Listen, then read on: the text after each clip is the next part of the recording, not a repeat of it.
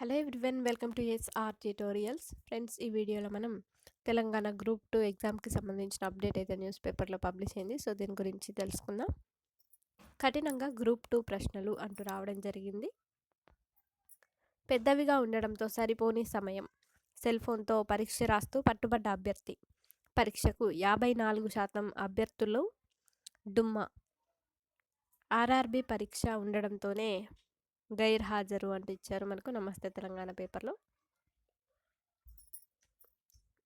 Group 2 పరీక్షలు ఆదివారం ప్రారంభమయ్యాయి. ఉదయం, మధ్యాహ్నం 2 సెక్షన్లలోనూ ప్రశ్నలు అత్యంత కఠినంగా వచ్చాయి. స్టేట్మెంట్ ఆధారమైనవి ఎక్కువగా ఉండడం, ఇంకా ప్రశ్నలు పెద్దవిగా ఉండడంతో అభ్యర్థులకు సమయం సరిపోలేదు.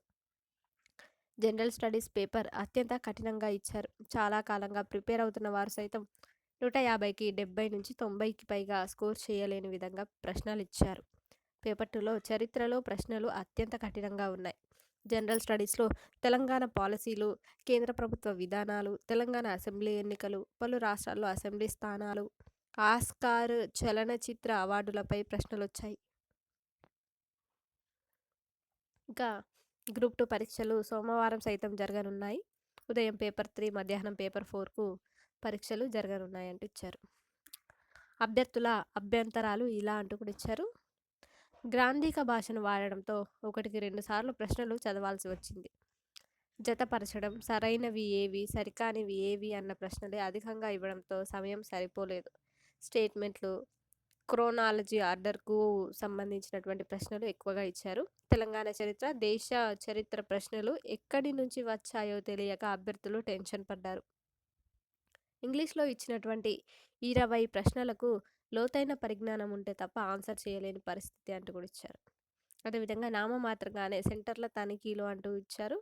జనగామ జిల్లాలో సెయింట్ మేరీస్, సెయింట్ మారియా పాఠశాలలు పక్కపక్కనే ఉండగా ఓ మహిళా అభ్యర్థి ఓ సెంటర్కు బదులుగా మరో సెంటర్కు వెళ్ళింది. పొరపాటు జరిగిందని తెలుసుకొని పక్క సెంటర్కు వెళ్ళే వరకు సమయం మించిపోవడంతో ఆ అభ్యర్థి పరీక్ష రాసే అవకాశం కోల్పోయిందంటూ ఇచ్చారు.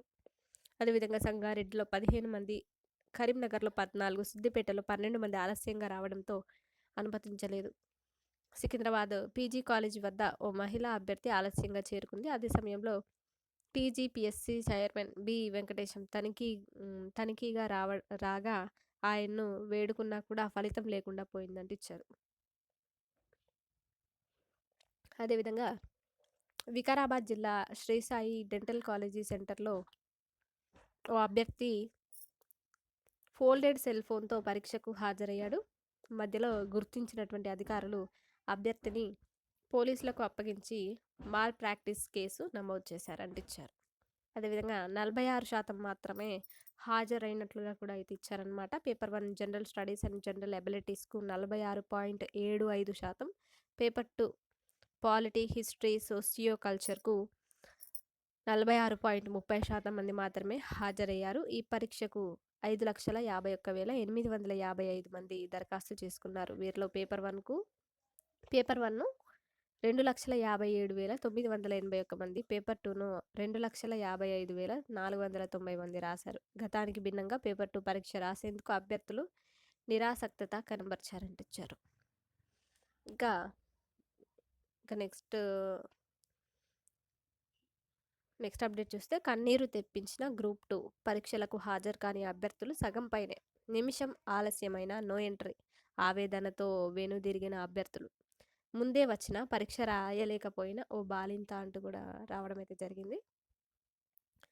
తెలంగాణలో గ్రూప్ 2 పరీక్షలు ప్రారంభమయ్యాయి. 783 గ్రూప్ 2 సర్వీసుల పోస్టుల భర్తీకి 15, 16 తేదీల్లో పరీక్షలు నిర్వహించేందుకు టీజీపీఎస్సీ పటిష్ట ఏర్పాట్లు చేసింది.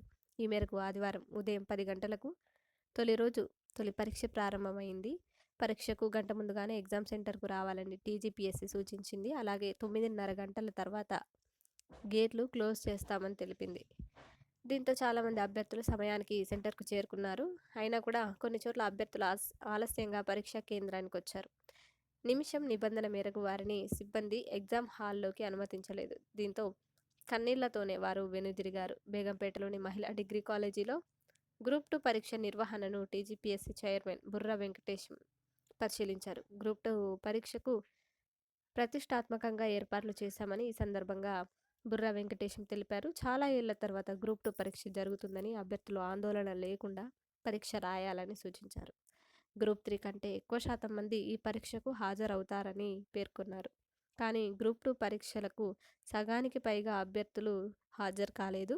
ఈ పరీక్ష కోసం 5,51,855 మంది అభ్యర్థులు దరఖాస్తు చేసుకున్నారు అంటూ ఈ విధంగా అయితే రావడం అయితే జరిగిందనమాట. అదేవిధంగా కన్నీరు పెట్టుకున్న బాలింత మహిళ అంటూ కూడా ఇచ్చారు. జనగామ జిల్లాలో ఓ బాలింత మహిళ అరగంట ముందే పరీక్ష కేంద్రానికి చేరుకున్నా కూడా గ్రూప్ 2 పరీక్ష రాసే అవకాశాన్ని కోల్పోయింది. ఓఎంఆర్ షీట్ బయోమెట్రిక్ సమయంలో అభ్యర్థి సెంటర్ మారిందని గుర్తించిన అధికారులు అప్పటికే అరగంట పాటు అదే సెంటర్లోనే కూర్చోవడంతో సమయం వృధా అయింది. పరీక్షా కేంద్రంలోకి అనుమతించనప్పుడు సెంటర్ కోడ్ చూసి ఇది కాదు అని చెప్పిన అధికారులు దీంతో వెంటనే పక్కనే ఉన్న అసలు పరీక్షా కేంద్రానికి వెళ్ళిన అభ్యర్థిని పరీక్ష కేంద్రంలోకి అనుమతించలేదు. దీంతో చేసేదేమీ లేక పరీక్ష కేంద్రం వద్ద కన్నీరు పెట్టుకుంటూ బాలింత మహిళ తన ఆవేదన వ్యక్తం చేశారు అంటూ కూడా ఈ విధంగా అయితే రావడం అయితే జరిగిందనమాట. Thank you for watching this video.